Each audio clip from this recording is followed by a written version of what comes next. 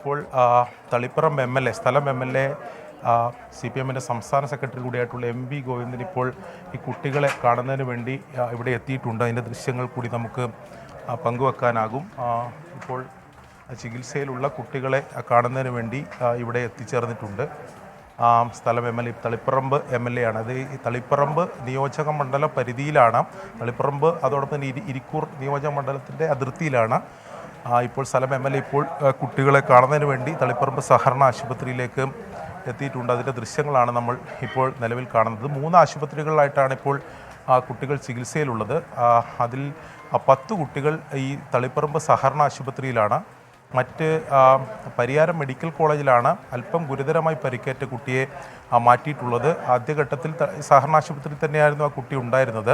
വിദഗ്ധ ചികിത്സ ആവശ്യമാണെന്ന നിർദ്ദേശത്തെ തുടർന്നാണ്, ഡോക്ടർമാർ പറഞ്ഞതിനെ തുടർന്നാണ് ആ കുട്ടികളെ ഇപ്പോൾ അങ്ങോട്ടേക്ക് മാറ്റിയിട്ടുള്ളത്. എന്തായാലും അവരുടെ എല്ലാം ആരോഗ്യനില, നിലവിൽ ചികിത്സയിലുള്ളവരുടെ എല്ലാം ആരോഗ്യനില തൃപ്തികരമാണ്. ഗുരുതരമായി പരിക്കേറ്റ കുട്ടിക്കും അത്തരത്തിൽ ഒരു ഭയപ്പെടേണ്ട സാഹചര്യമില്ല എന്നതാണ് നമ്മൾ മനസ്സിലാക്കുന്നത്. ഇപ്പോൾ ഇപ്പോൾ MLA ഉൾപ്പെടെ ഇവിടെ മറ്റ് ജനപ്രതിനിധികളെല്ലാം ഈ അപകടത്തിൽ പരിക്കേറ്റ കുട്ടികളെ കാണുന്നതിന് വേണ്ടി ഈ ആശുപത്രിയിലേക്ക് എത്തിയിട്ടുണ്ട്. അവർ ഈ കാര്യങ്ങൾ ചോദിച്ചറിയുകയാണ്. എല്ലാ ചികിത്സയ്ക്ക് വേണ്ട, ഇപ്പോൾ നിലവിൽ ചികിത്സയിലുള്ള കുട്ടികൾക്ക് വേണ്ട എല്ലാ സൗകര്യങ്ങളും ഇവിടെ ഒരുക്കിയിട്ടുണ്ട് എന്നതാണ് നമുക്ക് മനസ്സിലാക്കാൻ സാധിക്കുന്നത്. ആ രീതിയിൽ എല്ലാ വേണ്ട ക്രമീകരണങ്ങളെല്ലാം ഒരുക്കിയിട്ടുണ്ട് എന്നാണ് മനസ്സിലാക്കാൻ സാധിക്കും. ഇത് അല്ല, വലിയ അപകടമാണ്. വാഹനം അങ്ങനെ തന്നെ 2 പ്രാവശ്യമായിട്ട് മറിഞ്ഞ് വീഴുന്ന കാഴ്ചയാണല്ലോ നമ്മൾ കണ്ടത്. ആ കാഴ്ച കണ്ടാൽ വലിയ രീതിയിലുള്ള അപകടം തന്നെയാണ് സംഭവിച്ചിട്ടുള്ളത്. ഇതിലിപ്പോൾ ഒരു കുട്ടിയുടേതാണ് രക്ഷയില്ലാതിരുന്ന രീതിയിൽ മരിച്ച് ആശുപത്രിയിൽ ഇപ്പോൾ മെഡിക്കൽ കോളേജിലുള്ളത്. ഒരു കുട്ടിയുടെ കൂടി സ്ഥിതി കുറച്ചുകൂടി പ്രയാസമുള്ളതുകൊണ്ടാണ് മെഡിക്കൽ കോളേജിലേക്ക് തന്നെ മാറ്റിയിട്ടുള്ളത്.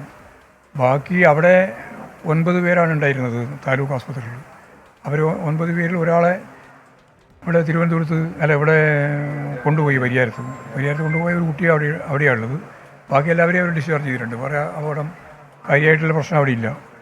ഇവിടെ ചികിത്സയിൽ ഡ്രൈവറും അതുപോലെ തന്നെ ആയിട്ടുള്ള ഒരു സ്ത്രീയാണ് അവിടെ ഉള്ളത്. അവരെ കുറച്ച് പേർക്കുണ്ട്, അവരവിടെയുണ്ട്. ഇവിടെ ബാക്കിയുള്ളവർ ഇവിടെയാണ് ഉണ്ടായിരുന്നത്.